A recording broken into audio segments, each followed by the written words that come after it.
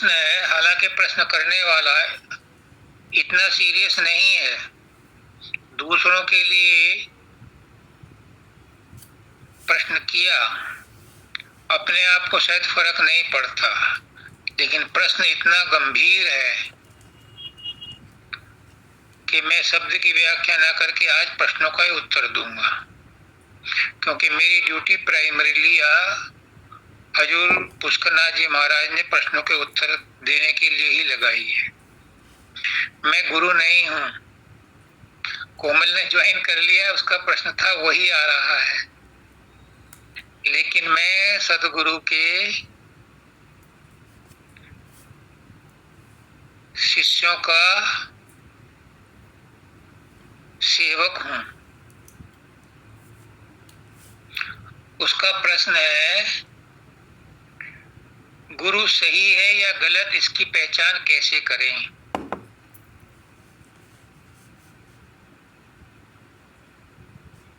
बिल्कुल सही है, क्योंकि जो दिखाई देता है, पुष्करनाथ जी कहते हैं कि जो दिखाई देता है वो सच नहीं है, और जो सच है वो इन आंखों से दिखाई नहीं देता। प्रश्न है कि गुरु सही है या गलत, इसकी पहचान कैसे हो? सही बात है, क्योंकि गुरु पर भरोसा करो और गुरु मझधार में छोड़ दे, या ढोंगी गुरु आपको बर्बाद कर दे, तो गुरु की पहचान कैसे हो? आज सिर्फ इसी पर चर्चा होगी, क्योंकि मेरे गुरु ने भी इसके ऊपर चर्चा की थी 2-3 सत्संगों में। ये बहुत जरूरी प्रश्न है सबके समझने के लिए, पर मैं इसको आज डिफरेंट तरीके से टेकअप करता हूं। गुरु की मर्जी, वो जो चाहे कहलवा ले।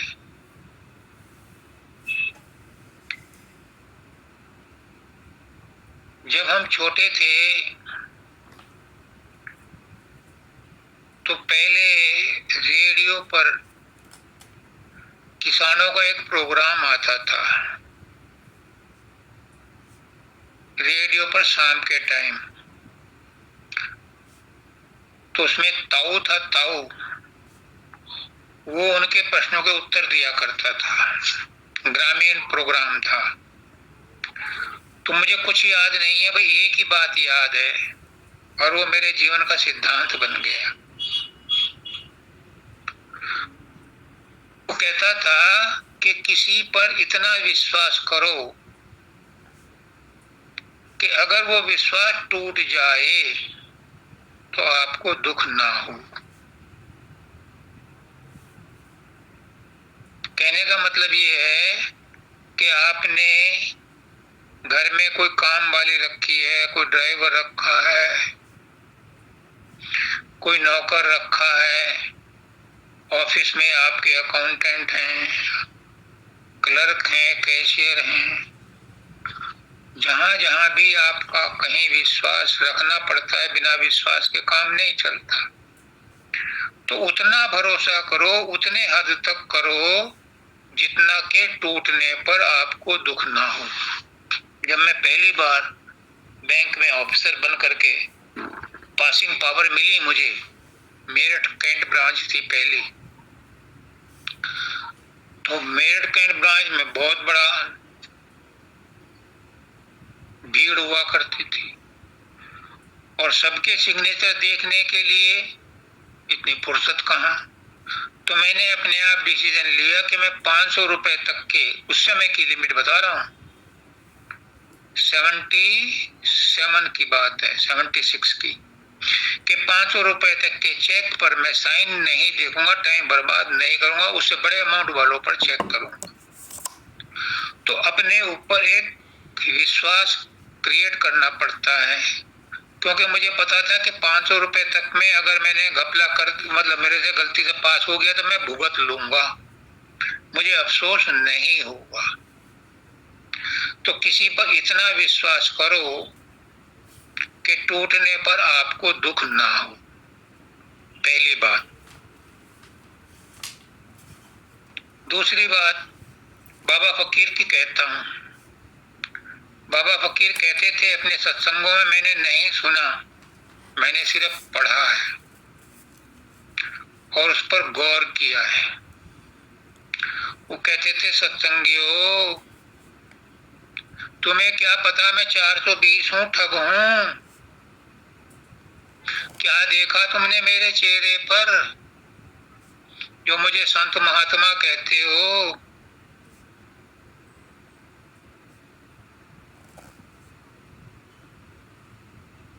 बड़े ठोक बजा के कहते थे। क्यों तलवे चाटते हो गुरु के, क्यों मुट्ठी चापी करते हो? ये गुरु सेवा नहीं है। गुरु सेवा है, गुरु ने जो हुक्म दिया है उसे पूरा करो। क्या हुक्म दिया है? गुरु ने हुक्म दिया सुमरन ध्यान भजन करो, वो है गुरु सेवा।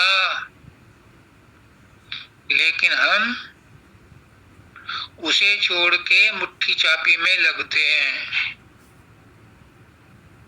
फिर उन्होंने कह रखा था अपने मंदिर में, एक कहानी थी, कहानी नहीं सच्चाई थी। एक औरत अपने पति को, बीमार था, होशियारपुर लाई, बहुत गरीब थी, तो मंदिर में रही। वहां पर किसी कर्मचारी की उस पर बुरी नजर पड़ी, तो वो आई तो थी अपने पति की बीमारी के लिए। बाबा फकीर को बहुत प्यार करती थी, तो कुछ मदद करेंगे, कुछ दवाई दिलवाएंगे। लेकिन उल्टी कहानी हो गई। तो 1-2 दिन बाद मंदिर के कर्मचारियों ने शिकायत की, महाराज जी इस औरत को यहाँ मत रहने दो, ये ठीक नहीं है। तो महाराज जी ने कहा कि मैं आज समाधि में जाऊंगा और तब मालूम करूंगा कि ये कैसी औरत है। रात को उन्होंने समाधि लगाई होगी, पता नहीं क्या। वो कहा भाई मेरी समाधि में तो वो पाक साफ है ही। पता चला कि कहानी कुछ और थी। उन्होंने फिर आदेश निकाल दिया कि मंदिर में कोई भी औरत अकेली रात में नहीं ठहरेगी, या तो अपने रिश्तेदार के साथ ठहरेगी या 2-4 औरतें मिलकर के एक कमरे में अलग से रहेंगी।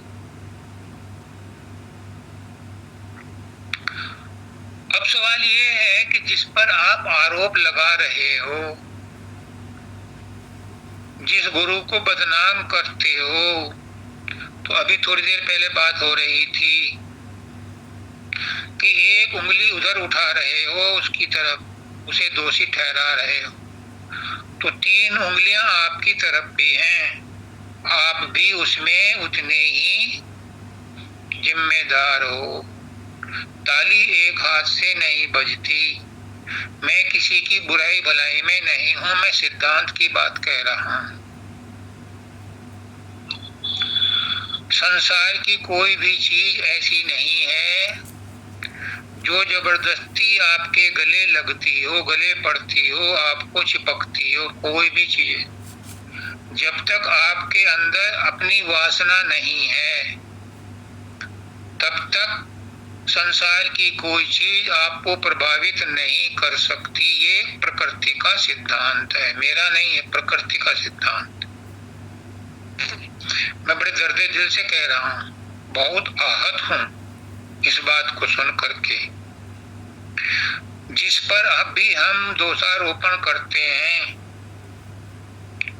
क्या उसके अंदर परमात्मा नहीं है? और अगर उसने गलती की है तो गांधी जी की बात को समझो।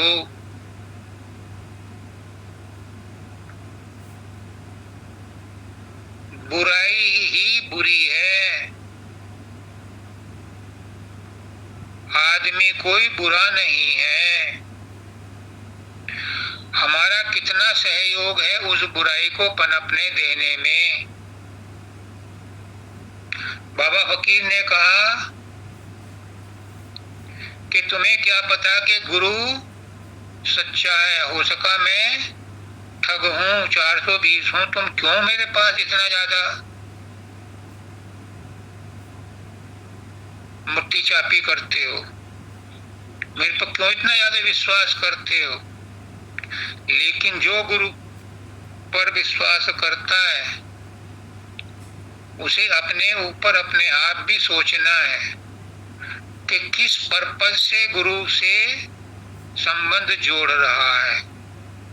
क्या भौतिक शरीर के लिए, मानसिक शांति के लिए, या आत्मिक उन्नति के लिए। ये खुद को सोचना है दूसरे पर दोषारोपण करने से पहले। अगर मानसिक शांति के लिए करना है तो जो गुरु ने सुमरन ध्यान भजन बताया है वो करो, तो मानसिक शांति अपने आप आएगी। कोई गुरु नहीं कहता, मेरे गुरुओं ने तो कभी नहीं कहा, मुझे औरों का नहीं पता। कोई गुरु नहीं कहता कि मैं भगवान हूं, मेरी पूजा करो, कोई नहीं कहता। वो कहता है कि गुरु मार्गदर्शक है, गुरु मार्ग दिखाएगा, उसकी बात पर विश्वास करो। कहते हैं तन मन धन अर्पण करो। तन मन धन अर्पण करने के लिए बाबा फकीर ने डंके की चोट पर कहा है। मैं तो अपने गुरु की बात ही बताऊंगा। तन मन धन अर्पण करने का मतलब है कि तन से विरक्त हो जाओ, तन में अपनी वासना मत रखो, मन से विरक्त हो जाओ, मन में कोई वासना मत रखो, धन से आसक्ति मत रखो। कहाँ है इसमें गलती? लेकिन हम इन असूलों पर नहीं चलते और गलती खाते हैं। फिर एक छोटी सी कहानी बताता हूं। एक बुढ़िया थी, उसके पोते को सांप ने काट लिया और वो मर गया। उसके पड़ोस में एक शिकारी था, उस पर उस बुढ़िया को बहुत तरस आया कि बुढ़ापे में सब उसको साथ छोड़ गए, एक पोता था वो सांप ने काट लिया और वो भी मर गया। तो वो ढूंढता ढूंढता उस सांप को पकड़ लाया और बोला, माँ इस सांप ने तेरे बेटे को काटा है, तू इसे बदला ले ले, मार दे। तो बुढ़िया ने कहा, बेटा मेरा बेटा तो वापस आएगा नहीं, मैं इसको क्यों मारूं। तो वो शिकारी बोला, माँ तू नहीं मारेगी तो ये औरों के बेटे को भी काटेगा। तो उसने कहा, तू इसे तू ही मार दे। तो सांप बोला, समझने की बात है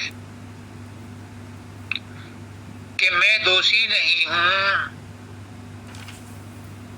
तूने काटा है तू दोषी नहीं है। बुढ़िया बोली कि नहीं, मुझे मृत्यु ने कहा था कि तू उसे काट ले, उसकी मृत्यु होनी, मृत्यु दोषी है।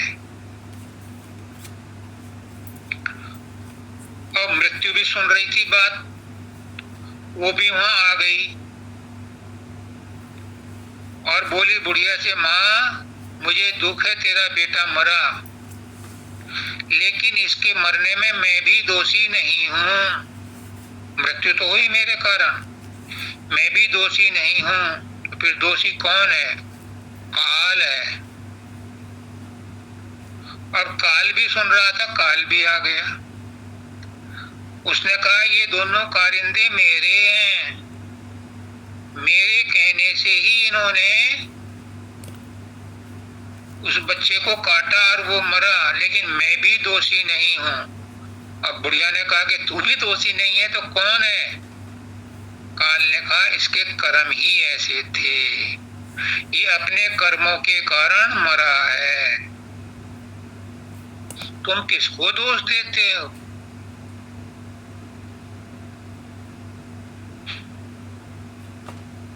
किसमें दोष निकालते हो? इस बात का सलूशन पूछने के लिए मेरे ऊपर आज दबाव है, बहुत अधिक। मैं गुरु नहीं हूं, मैं गुरु के सेवकों का सेवक हूं, दास हूं। इस बात को समझाने के लिए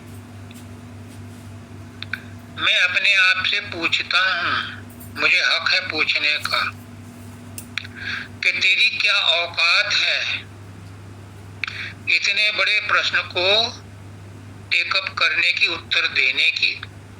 तेरी क्या औकात है? मेरी कोई औकात नहीं है, लेकिन मेरे गुरु की औकात की कोई सामर्थ्य नहीं है। वो सर्वसमर्थ है, वो सब कुछ करता है, सब कुछ कर सकता है, क्योंकि वो परम पिता परमेश्वर, पर ब्रह्म, परम पुरुष, पूर्ण धनी, मालिक कुल, हजूर पुष्करनाथ जी महाराज, राधा स्वामी दयाल खुद हैं। वो सर्वसमर्थ हैं। एक छोटी सी बात है, उन्होंने एक बार बताई थी। एक दार्शनिक था ऑगस्टीन, वो समुद्र के किनारे गया तो वहां एक छोटा सा बच्चा था। वो हाथ में कटोरा लिए हुए बड़ी गंभीर मुद्रा में बैठा था। ये दार्शनिक उसके पास गया, उसने कहा, बच्चे तू तो अभी बहुत छोटा बच्चा है, तो इतनी गंभीर मुद्रा में क्यों है? क्या चाहता है? उसने कहा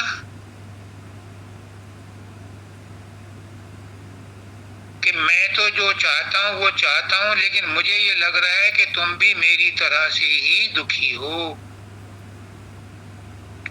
आइंस्टाइन बोला कि तुम कैसे दुखी हो? बच्चे ने कहा कि मैं इस प्याले में सागर भरना चाहता हूं, समुद्र भरना चाहता हूं, पर ये आ ही नहीं रहा। लेकिन तुम्हारी क्या प्रॉब्लम है? उस बच्चे ने पूछा ऑगस्टीन से। ऑगस्टीन ने कहा, बिल्कुल सच कहा बच्चे तूने, तू तो मेरे से भी बड़ा दार्शनिक है। मेरी समस्या ये है कि छोटी सी खोपड़ी में मैं इतने बड़े क्वेश्चन को कैसे भरूं, कैसे उत्तर दूं। ये संसार बड़ा विकट है, ये संसार बहुत बड़ा है। हमारी बुद्धि जहां तक जाती है,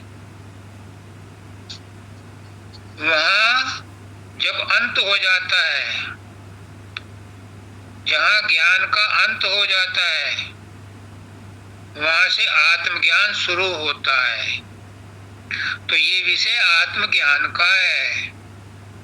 जहां इंटेलेक्ट, बुद्धि खत्म हो जाती है, संसार का ज्ञान खत्म हो जाता है, वहां से आत्मज्ञान शुरू होता है। और संसार का ज्ञान इतना बड़ा है, इतना भौतिक ज्ञान और सूक्ष्म ज्ञान इतना बड़ा है, इतना बड़ा है कि ये समझ में नहीं आता। तो आत्मज्ञान कैसे समझ में आए?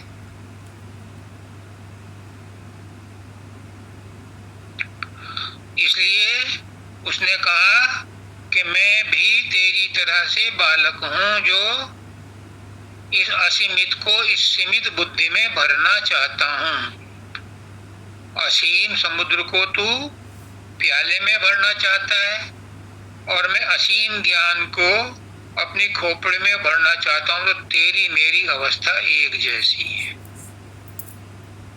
ये तो दार्शनिकों की भाषा में जवाब दिया कि गुरु क्या है, सच्चे गुरु को और ढोंगी गुरु को कैसे ढूंढें, कैसे उनमें डिफरेंस क्रिएट करें, कैसे उनसे बचें। लेकिन मैं पूछता हूं अपने आप से कि हम गुरु के पास जाएं ही क्यों? क्यों जाते हैं हम? क्या मजबूरी है हमारी?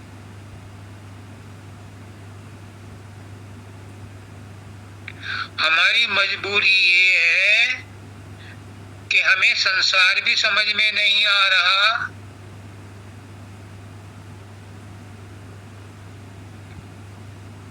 इस संसार ने हमें इतना दुखी कर रखा है, इसकी कोई हमें सांत्वना नहीं मिलती, कोई शांति नहीं मिलती।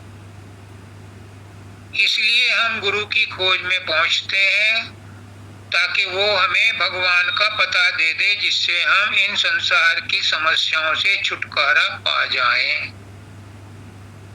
मूल बात तो ये है, बाकी तो सब अड़गम सड़गम है। मूल रूप से हम गुरु के पास इसलिए जाते हैं कि हम संसार से दुखी हैं और परमात्मा हमें संसार में मिलता नहीं। हालांकि संसार में है पर मिलता नहीं, इसलिए हम गुरु के पास जाते हैं, क्योंकि गुरु परमात्मा से मिला हुआ है तो वह हमें परमात्मा का पता दे दे और हम अपनी समस्याओं से छुटकारा पा लें, इसलिए जाते हैं। अब सवाल ये है कि हम गुरु के अंदर कमियां निकालेंगे तो हम गुरु से बड़े हो गए। क्या हम गुरु के अंदर कमियां निकाल करके उससे कुछ प्राप्त कर सकते हैं?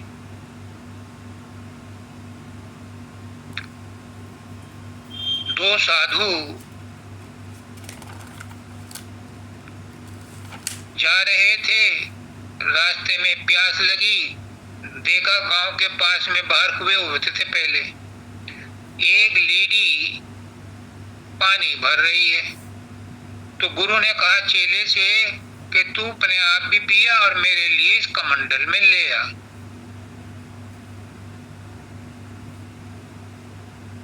वो पेड़ के नीचे बैठ गया गुरु। चेला वहां गया और कहने लगा, वो जो पानी भर रही थी वो काणी थी, यानी एक आंख में कुछ उसके गड़बड़ थी। उसने कहा काणी माई पानी पिला दे। उन्होंने कहा दूध, और उसने तो दुत्कार दिया। वो बिना पानी लिए हुए, बिना पानी पिए आ गया। गुरु ने क्या पूछा क्या हुआ? उसने कहा वो तो पानी ना पिलाती। अब मैंने क्या गलत कहा था? मैं तो सही कहा था, वो काणी है तो मैंने काणी कहा था, काणी माई पानी पिला दे। मैंने कहा अच्छा चलो मैं जाता हूँ। तो गुरु गया उसके पास, माई तू तो बहुत अच्छी है, अब देख भगवान ने तुझे हमारे लिए पानी पिलाने को भेज दिया, हम तो बहुत प्यासे हैं, साधु सन्यासी हैं। वो कहने लगी बाबा आपकी बड़ी कृपा है जो मुझे सेवा का अवसर दिया। माई तू वैसे तो देखने वाले में सुंदर है, पर तेरे चेहरे पे कुछ गड़बड़ है, कुछ दाग लगे, क्या तो कभी चेचक निकली थी? हाँ बाबा बचपन में चेचक निकली थी, एक आंख भी चली गई। अब उसी से सब कुछ कहलवा लिया, पानी भी पी लिया और आशीर्वाद भी दिया और आशीर्वाद ले भी। तो जिसमें तुम कमियां निकाल करके उससे ज्ञान प्राप्त करना चाहते हो तो क्या मिलेगा? पहले अपने अंदर देखो, अपनी ओर निबेर तेनु होर नाल की, तू अपनी गठ से संभाल तेनु चोर नाल की। अगर गुरु तुम्हारा 420 भी है तो तुम उसे पूर्ण गुरु मानोगे तो तुम्हें पूर्ण गुरु का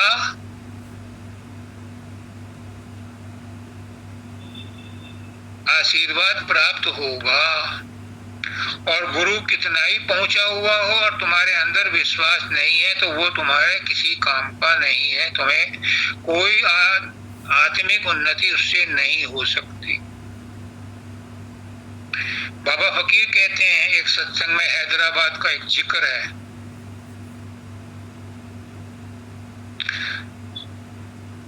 एक परिवार था, उसमें एक आदमी गुरु का भक्त था।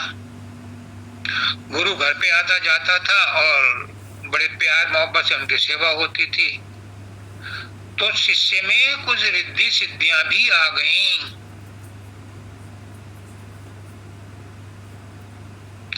2-4 साल बाद उसकी बीवी ने कहा कि तुम्हारे गुरुजी की नजर मेरे ऊपर गलत पड़ रही है। उसने कहा मेरे गुरु को बदनाम करती है। उन्होंने उसे पीटना शुरू कर दिया। बात पहुंची नंदू भाई के पास। वो हैदराबाद के, जैसे बाबा फकीर यहाँ के थे, वो वहां के गुरु थे।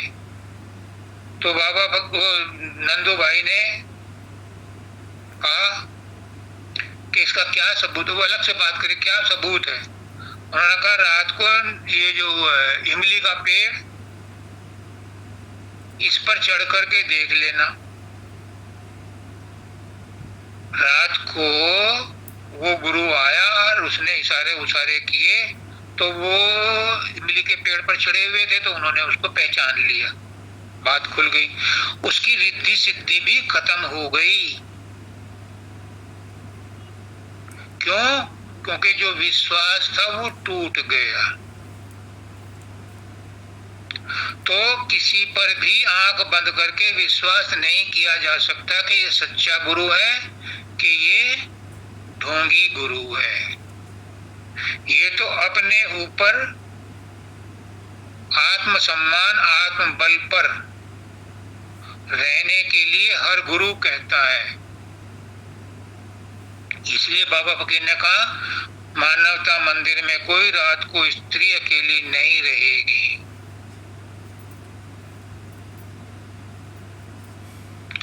फिर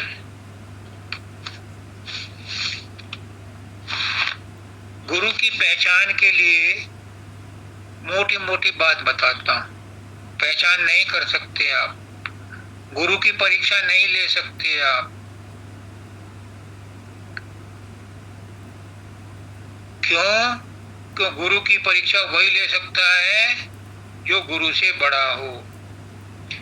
एमए के परीक्षा की कॉपी कोई वही जांच सकता है जो खुद एमए हो या पीएचडी हो। हाई स्कूल को पढ़ाने वाला टीचर एमए के स्टूडेंट की कॉपी नहीं जांच सकता। तो तुम्हारे पास क्या क्वालिफिकेशन है कि तुम गुरु की क्वालिफिकेशन को जज करो कि ये सच्चा गुरु है कि झूठा गुरु है। लेकिन फिर भी चूंकि बात उठी है और मैं विचलित हूं इस बात से कि गुरु की संस्था पर, गुरु क्या है? गुरु परमात्मा ही है। परमात्मा ही गुरु के रूप में आता है, क्योंकि परमात्मा अपने निज रूप में नहीं आ सकता। जब हमारी धरती का सूरज 1 किलोमीटर नीचे नहीं आ सकता, अगर आ गया तो जल के राख हो जाएगी पृथ्वी, तो वो परमात्मा कैसे आएगा? वामन अवतार आए थे, एक पग में पृथ्वी, दूसरे में अंतरिक्ष नाप लिया और तीसरे में कहा कि मैं कहाँ पैर रखूं, तो उसने कहा बलि ने मेरे सिर पर रखो और पताल पहुंचा दिया। तो वो कैसे आएगा? लेकिन आता है, मनुष्य के रूप में आता है। लेकिन उसमें भी जरूरी नहीं है कि वो सच्चा ही हो। उसके भेष में ढोंगी भी होते हैं। मैं किसी में कमी नहीं देखता, मुझे तो सब परमात्मा का ही रूप दिखाई देते हैं सब, क्योंकि मुझे हर एक के अंदर गुरु ही नजर आता है। बच्चों को भी मैं ऐसे ही समझता हूं। तो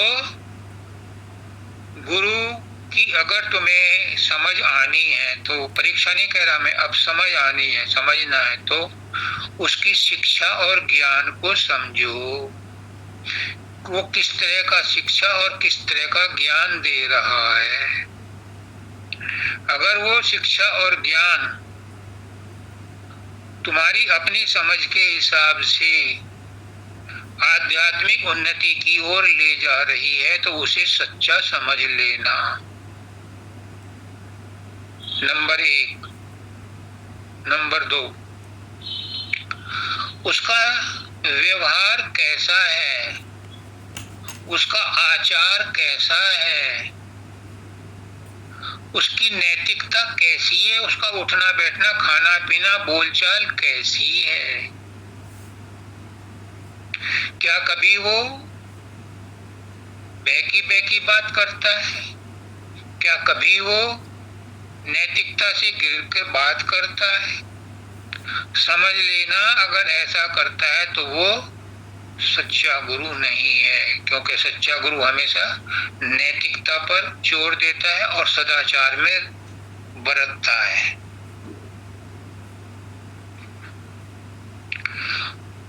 फिर तीसरी बात आती है कि क्या उसको सबके प्रति सहानुभूति है या भेदभाव रखता है, एक दूसरे की बुराई भलाई करता है। जो एक दूसरे की बुराई भलाई करता है, समझ लो वो आपके जाने के बाद आपकी भी भलाई बुराई करेगा।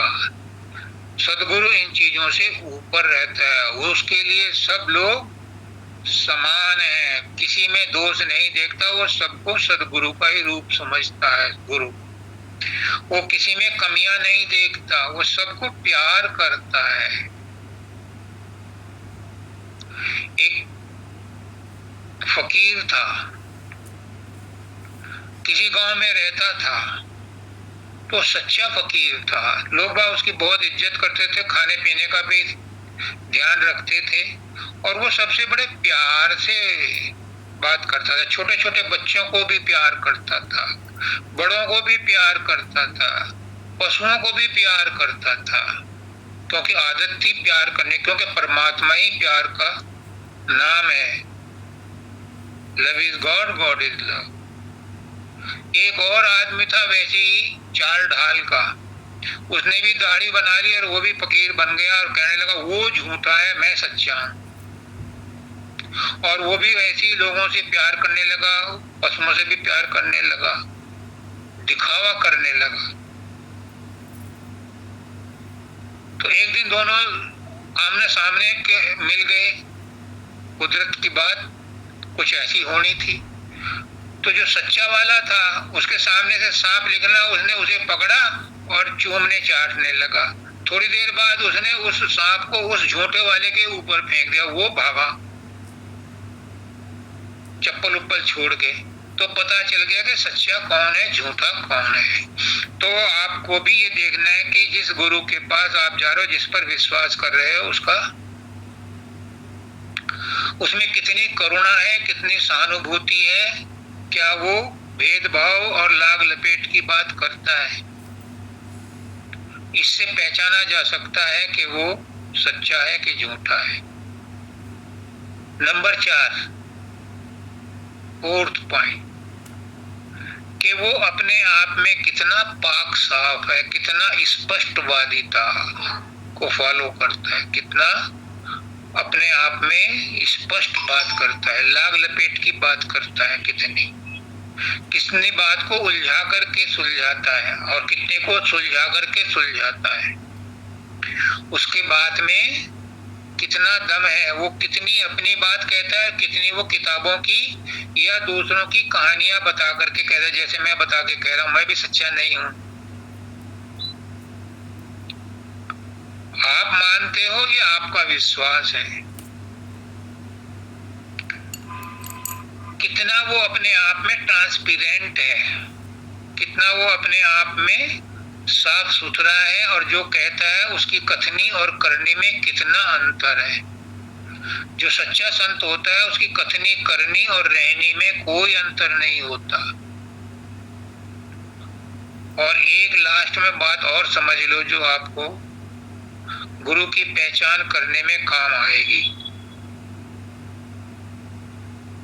सच्चे गुरु में अहंकार नहीं होता, वो हर काम कहता है कि मालिक की मौत से हो रहा है, मेरे गुरु की मौत से हो रहा है। वो कभी नहीं कहता कि मैंने ऐसा कर दिया, कि मैंने वैसा कर दिया। ये गुरु की सच्ची पहचान है। जो वो कहता है कि मैंने उसको बच्चा दिया, या मैंने उसके काम बना दिए, या मैंने उसको मुकदमा जिता दिया, समझ लो वो अहंकारी है। सच्चा गुरु कभी नहीं कहता। बाबा फकीर कहते हैं कि सैकड़ों औरतों को बच्चे हुए, लेकिन मैंने किसी को नहीं दिया। उनके विश्वास से उनके बच्चे हुए। उन्होंने गुरु पर विश्वास किया। फकीर चंद गुरु नहीं है, गुरु उनका अपने अंदर उनका इष्ट है। उस पर विश्वास करने से उसके अंदर ही ऐसी चेतना जागृत हो जाती है कि उसके काम हो जाते हैं, उनकी मनोकामनाएं पूरी हो जाती हैं। तो ये ध्यान रखना कि गुरु अगर अहंकारी है तो वह सच्चा गुरु नहीं है। गुरु हमेशा अपने गुरु को ही महत्ता देता है, अपने आप को नीचा करके रखता है। एक बार बाबा जगत सिंह जी लाहौरी साहब एक मोहम्मदन फकीर थे, बाबा सावन सिंह जी के साथ की आज्ञा से उससे मिलने गए 2-3 बार।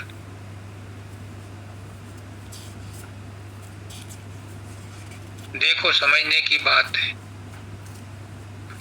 बाबा जगत सिंह तीसरे नंबर के गुरु थे, बाबा सावन सिंह जी दूसरे नंबर के गुरु थे। तो अपने गुरु की आज्ञा पाकर के वो अपने गुरु का मैसेज लेकर के लाहौरी शाह के पास गए। लाहौरी शाह बहुत प्रसन्न हुए। हमारे दाता दयाल भी सावन सिंह जी के पास गए थे और बड़े प्रेम से एक दूसरे से ऐसे मिले जैसे कि गुरु भाई हों, और गुरु भाई ही थे। तो बाबा सावन सिंह जी के वो कहना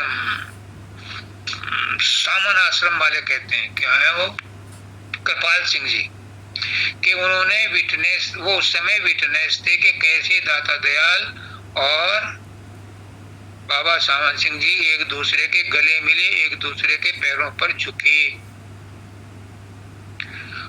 तो ऐसे ही जब बाबा जगत सिंह जी उनका मैसेज लेकर के लाहौरी शाह के पास गए, तो उन्होंने बाबा जगत सिंह को कहा कि बच्चा तू बैठ, मैं अभी तेरे सारे पर्दे खोल देता हूँ। उन्होंने कहा बाबा जगत सिंह ने कि बाबा आपका बहुत बहुत शुक्रिया, आपका बहुत बहुत धन्यवाद, आप समर्थ हैं। मेरे गुरु ने कहा है कि आप बहुत पहुंचे हुए हैं, मैं आपकी तहे दिल से इज्जत करता हूँ, लेकिन जो आप मुझे दाद देना चाहते हैं वो मुझे मंजूर नहीं है। मैं हाथ जोड़ करके आपसे कहता हूँ ये काम मेरा गुरु ही करेगा। मेरा गुरु समर्थ है, जब वो उचित समय देखेगा तभी मुझे ये दात देगा।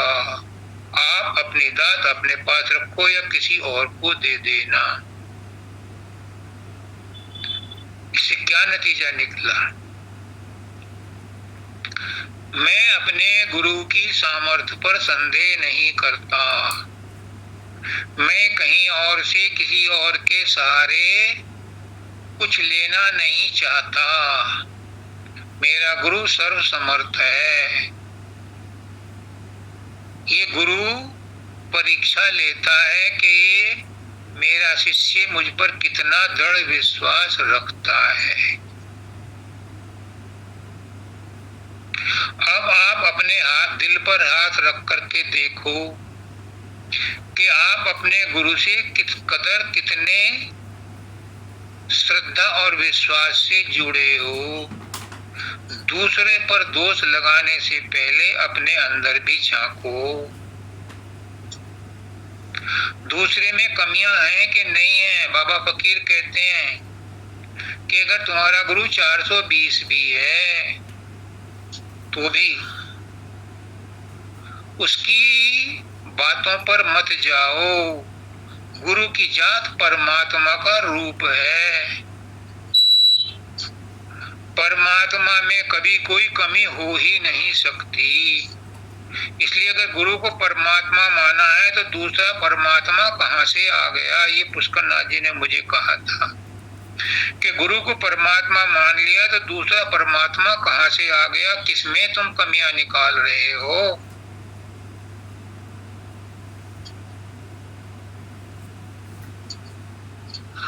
तो कहने का मतलब है कि अपनी ओर निबेर तुन और नाल की, तो अपनी गठरी संभाल तूने चोर नाल की। अपना कीड़ा देखो कि मेरे अंदर क्या कमियां हैं, मैं गुरु के पास क्यों जा रही हूं। अगर मुझे ज्ञान चाहिए तो गुरु का सत्संग में ज्ञान जो मिलता है उस पर ध्यान दो, उसकी बात को, उसकी आज्ञा का पालन करो। गुरु तो तुम्हारे अंदर है, बाहर के गुरु ने तो तुम्हें रास्ता बताना है। मैं आज अपने गुरु की को साक्षी मान करके डिक्लेयर करता हूं कि भले ही मुझे जहन्नुम में जाना पड़े, नरक में जाना पड़े, मैं तैयार हूं। दर्द दिल से कह रहा हूं। गुरु ने आपको आज्ञा दी है सुमरन ध्यान भजन करने की, तीसरे तिल पर इकट्ठा होने की। तुम तीसरे तिल पर इकट्ठा हो जाओ, अपनी चेतना को तीसरे तिल पर इकट्ठा कर लो सुमरन ध्यान से। मैं गारंटी देता हूं कि तुम्हारे अंदर का गुरु प्रकट हो जाएगा। मुझे भले ही जहन्नुम में जाना पड़े, मुझे मंजूर है, लेकिन गुरु की इस बात को पूरा कर लो। दूसरी बात, गुरु ने कहा है कि अपनी सूरत को शब्द के साथ जोड़ दो। अगर ना कहा हो तो मैं कान पकड़ता हूं। हर गुरु ने कहा, मुझे तो 3-3 गुरुओं ने कहा, अपनी सूरत को, अपनी तवज्जो को शब्द के साथ जोड़ दो तो तुम्हें परम तत्व से मेला हो जाएगा। बाहर के गुरु की इतनी ही इम्पोर्टेंस है, इतना ही एहसान है कि वो आपको अंदर जाने का रास्ता बता दे। जब आपको अंदर जाने का रास्ता मिल गया तो फिर गुरु का एहसान बाकी रहता है।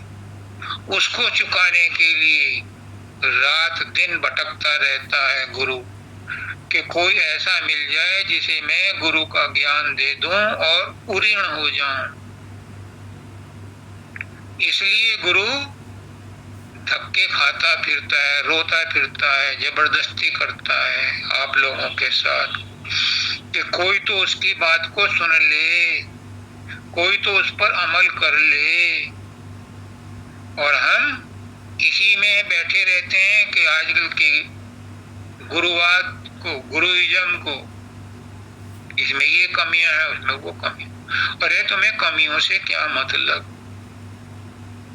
तुम अपना काम निकालो और इस संसार को ऐसा ही रहने दो। ये संसार तो कुत्ते की पूंछ है, 12 बरस तक नलकी में रखी ठीक नहीं हुई। हजारों लाखों सतयुग बीत गए, त्रेता बीत गए, द्वापर बीत गए, हजारों लाखों कलयुग बीत गए।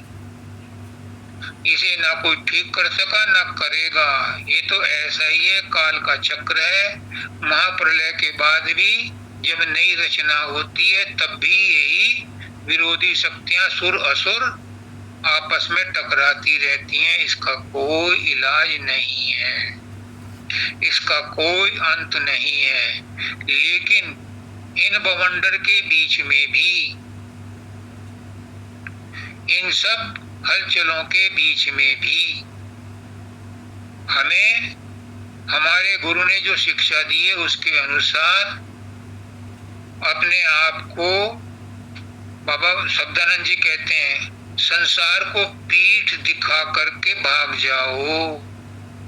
पुष्करनाथ जी कहते हैं कि अगर तुम्हारे एक तरफ परमात्मा बैठा और एक तरफ संसार है, तो संसार की तरफ पीठ हो गई तो परमात्मा की तरफ मुख हो गया, तुमने बाजी जीत ली।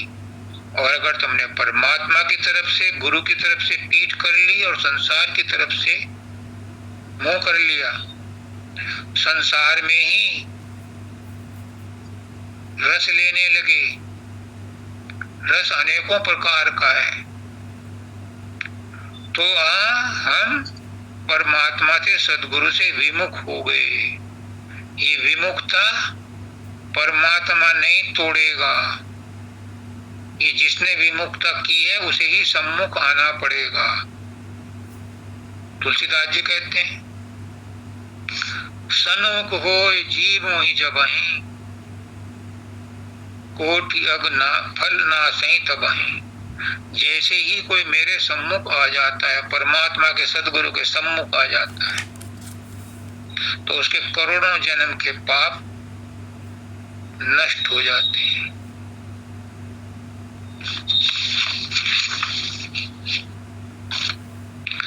एक बात और बता दूं, लगे हाथ, ये शरीर जो हमें मिला है बड़े सौभाग्य से मिला है, बड़ा सुअवसर है। 84 लाख योनियों के बाद मिला है, परमात्मा की बड़ी दया मेहर से मिला है, सतगुरु की दया मेहर से मिला है। इसमें सतगुरु मिला है, सत्संग मिला है, सतनाम मिला है, और बिना इस शरीर के मुक्ति भी नहीं मिल सकती। मुक्ति भी इसी शरीर में मिलती है, और शरीरों में मुक्ति भी नहीं मिलती। और ये एक खासियत है इस शरीर में, मुझे नहीं पता, मेरे गुरु को पता है, वही कहलवा रहा है। मैं फिर कहता हूं कि मैं कुछ नहीं जानता। मेरा गुरु कहता है कि इस शरीर में 18 मंजिलें हैं, चौंकना मत। इतने बढ़िया इमारत में ये परमात्मा ने अपने रहने के लिए बनाया है। हर मंदिर है ये मनुष्य का शरीर, हर मंदिर परमात्मा का मंदिर है। 18 मंजिला है, 6 मंजिलें स्थूल शरीर की, 6 मंजिलें सूक्ष्म शरीर की, और 6 मंजिलें निर्मल देश की। 18वीं मंजिल पर हमारा प्रीतम प्यारा रहता है।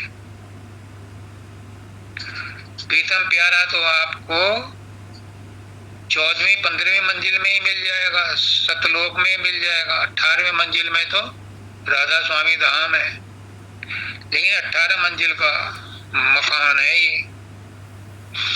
तो इसकी देखभाल भी करो, इसकी परवाह भी करो, इसको, इसकी इम्पोर्टेंस समझो। इसे वैसे ही वासनाओं में और क्षुद्र बातों में वेस्ट मत करो कि उसके साथ ये हो गया, उसके साथ ये हो गया, ये अच्छा नहीं, वो अच्छा नहीं। आज भारत मैच हार गया, आज पाकिस्तान ने उसको हरा दिया, आज उसके साथ लड़ाई हो गई, आज इसके साथ लड़ाई। ये सब क्षुद्र बातें हैं। तुम इस काम के लिए नहीं आए। ये तो संसार में हो रहा है क्योंकि उस मालिक की मौज से हो रहा है। जो भी हो रहा है उसी मालिक की मौज से हो रहा है। और कौन कर रहा है? परमात्मा नहीं कर रहा, मौज से हो रहा है। फिर करने वाला कौन है? करने वाली है प्रकृति। 3 गुण 5 तत्व,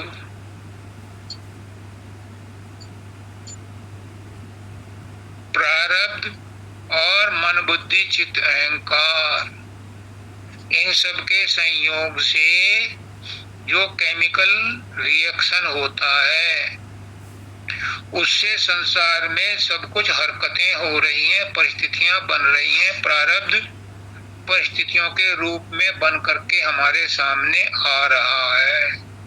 प्रारब्ध और कुछ नहीं है। जो वर्तमान परिस्थितियां हैं यही प्रारब्ध है। दूसरा क्वेश्चन है प्रारब्ध का और कर्म का, ये भी इसके साथ जुड़ गया, दोनों साथ हो जाएंगे।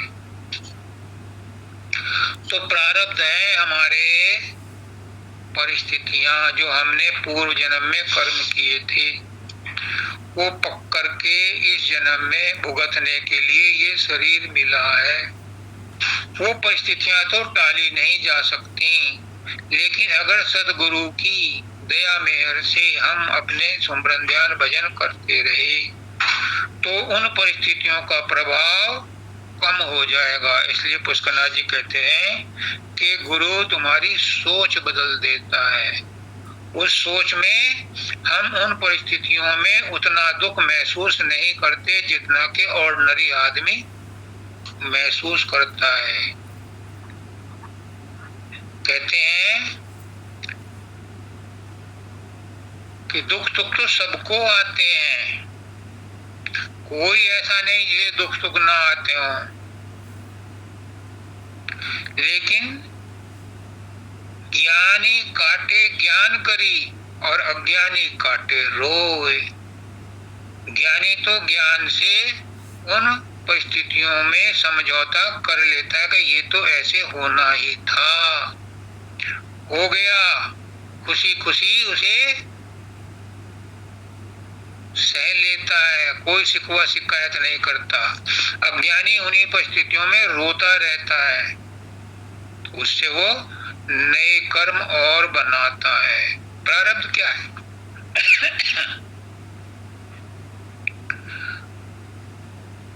प्रारब्ध हमें संकेत करता है कि तुम्हारे जीवन में क्या घटने वाला है, लेकिन पुरुषार्थ हमें ये मजबूती देता है कि प्रारब्ध में क्या लिखा है क्या नहीं लिखा हमें नहीं पता। हमें पुरुषार्थ करना है, हमें कर्म करना है, और वो कर्म हमें हमारे पुरुषार्थ का मजा लेने में मदद करता है। क्योंकि होगा तो वही जो राम रसीदा का, लेकिन कर्म करना अपने अधिकार में है। कर्म करने से हमें कोई नहीं रोक सकता। बिना कर्म किए तो तकलीफ हो सकती है, कर्म करके तकलीफ नहीं होती। और कर्म तो हर एक को करना ही पड़ता है, क्योंकि बिना कर्म किए कोई क्षण भर के लिए भी नहीं रह सकता। पुरुषार्थ हमें हमारे जीवन को सुधारने के लिए और लक्ष्य को प्राप्त करने के लिए होता है, लेकिन भाग्य हमें सजग रहने के लिए कहता है।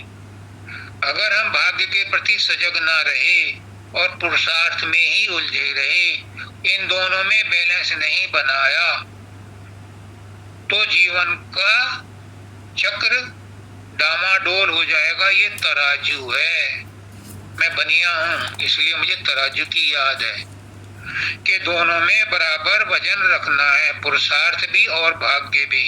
लेकिन महत्ता दो पुरुषार्थ को, भाग्य अपने आप बनता चला जाएगा।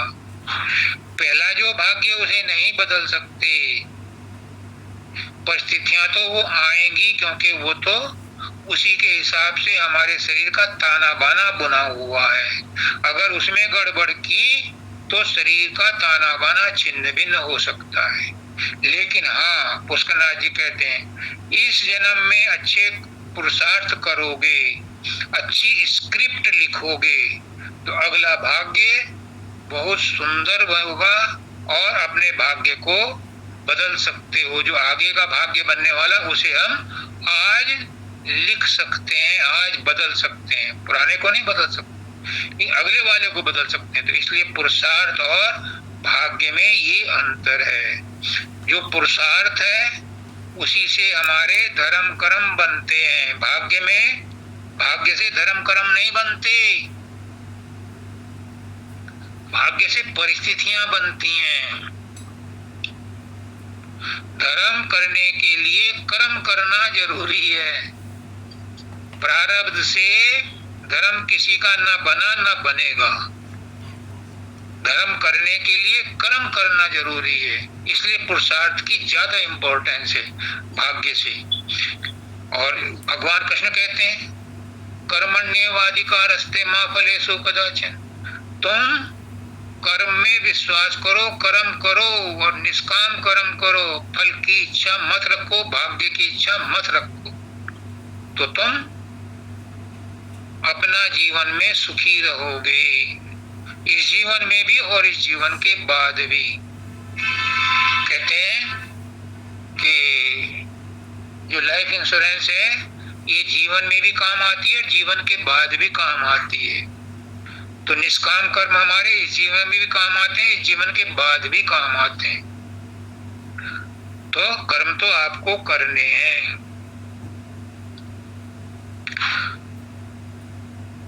कहते हैं कि शेर जंगल का राजा है और उसका अधिकार है कि जिस जानवर को चाहे जब मार के खा जाए।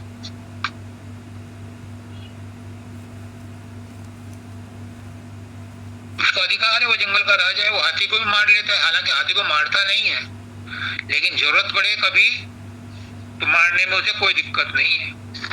कई लड़ाई देखी है। कहने का मतलब वो नहीं है, मेरा मकसद कहने का कुछ और है।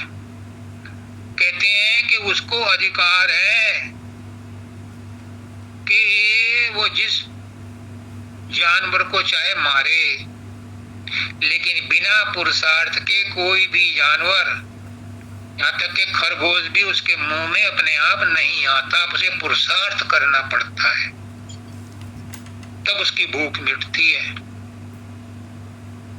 बाबा सावन सिंह जी ने कहा था कृपाल सिंह जी को, बाबा कृपाल सिंह को, कि शेर के बच्चे हो, शेर के बच्चे बनो। शेर पुरुषार्थ करता है, तुम भी पुरुषार्थ करो। और मेरे पुष्करनाथ जी क्या कहते हैं, तुम भगवान के बच्चे हो, भगवान हो।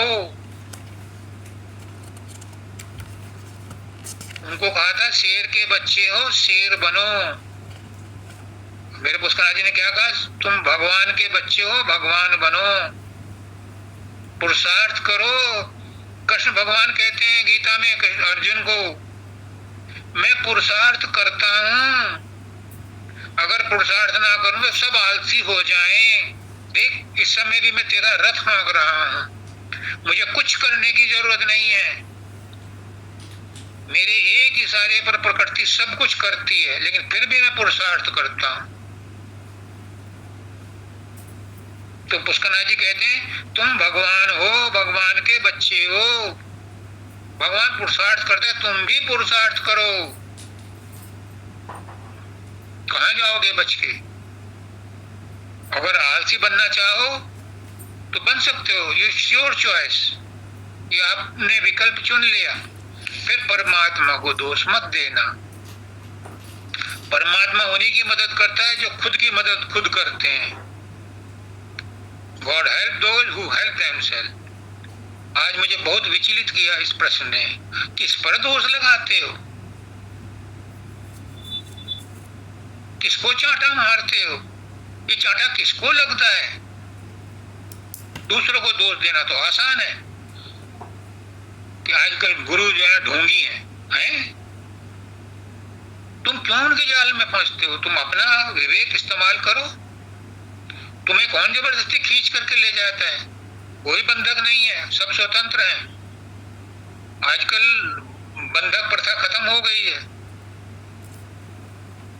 जबरदस्ती कौन ले जाता है तुम्हें?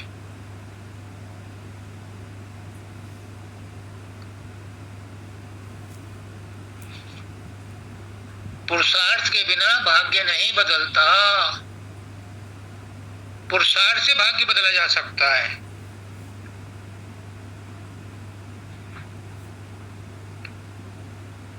और भाग्य के बिना पुरुषार्थ नहीं चलता। अगर भाग्य में नहीं है, तुम पुरुषार्थ करते रहो, कुछ नहीं मिलेगा। पुरुषार्थ भी तभी फल देता है जब भाग्य में ऐसा लिखा होता है। कहते हैं तुम किसी का लाख बुरा चाहो, उसका बुरा तो तब होगा जब उसके भाग्य में बुरा लिखा होगा। लेकिन तुमने उसके बारे में बुरा सोच लिया तो तुम्हारा बुरा तो अभी हो गया, क्योंकि तुम्हारा मन गंदा हो गया। समझो मेरी बात को। गुरु मुझसे क्या कहलवा रहा है? ये सत्संग आज का गुरु के हृदय से निकले हुए वचन है। किसी का बुरा तो तब होगा तुम्हारे सोचने से, तुम्हारे करने से भी किसी का बुरा तो तब होगा। तुम कितने लाख कोशिश करो किसी का बुरा करने की या उसके बारे में बुरा सोचने की, उसका बुरा तो तब होगा जब उसके भाग्य में होगा। लेकिन तुम्हारा बुरा तो अभी इंस्टेंट हो गया, क्योंकि तुमने उसके बारे में गलत सोच लिया, तुम्हारा मन गंदा हो गया। अब बताओ क्या रह गया? गुरुदेव धर्म के बारे में रह गया। कोमल ने पूछा है कि धर्म के रिलेटेड कि धर्म क्या है, कर्म बड़ा कि धर्म बड़ा? कर्म बड़ा के धर्म बड़ा? धर्म क्या है? धर्म क्या है? धर्म निकला है ध्री धातु से, और ध्री का मतलब है धारण करना। क्या धारण करना? गुरु की आज्ञा धारण कर लो, शास्त्रों की आज्ञा धारण कर लो, पुरखों की आज्ञा धारण कर लो, पूर्वजों की आज्ञा धारण कर लो, वही धर्म है। हम जिसको धर्म कहते हैं, जिसको आज की डिक्शनरी में धर्म कहा जाता है, ये धर्म रिलीजन नहीं है। ये धर्म का मतलब रिलीजन नहीं है। रिलीजन तो बहुत नीचे की चीज है, संप्रदाय तो उससे भी नीचे की चीज है। धर्म कहते हैं किसी बात को अपने मन में धारण कर लेना। अगर तुमने परमात्मा के प्रति धारणा बना ली कि परमात्मा है, तो ये तुम्हारा धर्म बन गया। फिर इसके ऊपर तुम कर्म करो तो तुम परमात्मा को प्राप्त कर लोगे। पहले धारण करो, धारणा बनाओ। अष्टांग योग में आता है ध्यान, धारणा, समाधि। धारणा वहां भी है, वही धारणा से धर्म बनता है। धर्म ये रिलीजन वाला नहीं है। तो हमारा धर्म क्या है? गृहस्थ में रह करके क्या धर्म है? पुराने जमाने के धर्म भूल जाओ। तुलसीदास जी कहते हैं ध्यान प्रथम युग, मुख युग दूजे, द्वापर परितोषित परिपूजे, और कली केवल एक नाम आधारा, सुमर सुमर नर उतरे पारा। ये धर्म है। 4 युगों के 4 धर्म ये हैं। जिस चीज की तुम आज के तारीख में धारणा करते हो, अब तुम संसार में हो, परिवार में हो, भारतवर्ष में हो, उत्तर प्रदेश में हो, यहाँ के जो नियम कायदे कानून हैं उनके अनुसार कर्म करना तुम्हारा धर्म है। परिवार में हो, पति के रूप में धर्म अलग है, पत्नी के रूप में धर्म अलग है, पुत्र के रूप में धर्म अलग है, पुत्री के रूप में धर्म अलग है। क्योंकि ये हमें संस्कार से मिले हैं। ये हमारे कर्म और धर्म इंटर रिलेटेड हैं। जो हमारा धर्म है, अगर हम उसको पूरा नहीं करते तो हमने कर्म नहीं किया। ये न करना भी कर्म है, ये भी हमारा कर्म बन जाएगा जो हमने धर्म का निभा नहीं किया। सड़क पर कोई आदमी मार रहा है किसी अनजान बच्चे को, तो आप उसको बचाने का आपका धर्म है, लेकिन आजकल वो भी धर्म नहीं रहा, क्योंकि चोर डकैत और जो दुष्ट लोग होते हैं वो सड़ेआम मार पिटाई करते हैं। तुम उसमें जाओगे छुड़ाने तो तुम्हें भी चोट लगेगी। तो ये आज की तारीख का धर्म नहीं है, कभी था।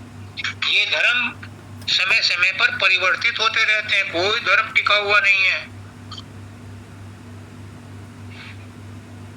बस एक ही धर्म टिका हुआ है और वो है सतगुरु का धर्म। सतगुरु जो है वो अपनी जगह टिका हुआ, बाकी सब कुछ बदलता रहता है। लेकिन धर्म और कर्म में इंटर रिलेटेड है, इनका आपस में पारस्परिक संबंध है। जो धर्म आज धर्म है, कल को धर्म नहीं होगा, कल कोई और धर्म बन जाएगा। हिंसा परमो धर्म है, अहिंसा परमो धर्म है। लेकिन दाता दयाल ने कश्मीर में क्या कहा 1942 में सत्संग में सरेआम, किताब में लिखा है, मैं नहीं था उस समय पैदा, मैं 44 में पैदा और 44 में मैंने कहाँ देखा होगा। उन्होंने लिखा है हिंसा परमो धर्म है। तो पंडितों ने कहा कश्मीर के कि महाराज जी आप उल्टा कह रहे हैं, अहिंसा परमो धर्म है। उन्होंने कहा कि अहिंसा परमो धर्म पहले था, तुम्हारे ऊपर मुसीबत आने वाली है। औरतें अपने आंख में कटार रखें और पर्दे में रहना बंद कर दें, मुसीबत आएगी। इसलिए हिंसा परमो धर्म है, जो तुम्हें मारने है उसकी हिंसा कर दो, तुम्हें कोई नुकसान नहीं है। तो ये धर्म बदलता रहता है समय समय पर, सिर्फ एक ही धर्म टिका हुआ है। कृष्ण भगवान कहते हैं कि जब जब धर्म की हानि होती है, मैं अधर्म को नष्ट करने के लिए बार बार जन्म लेता हूं। लेकिन वो अधर्म ये हर जमाने में एक सा नहीं रहता। त्रेता में दूसरे तरफ का धर्म था, उसको नाश करने के लिए रामचंद्र जी आए थे। द्वापर में दूसरी तरह का अधर्म हुआ, उसको नाश करने के लिए वो आए। और सतयुग में तो 4 बार आना पड़ा।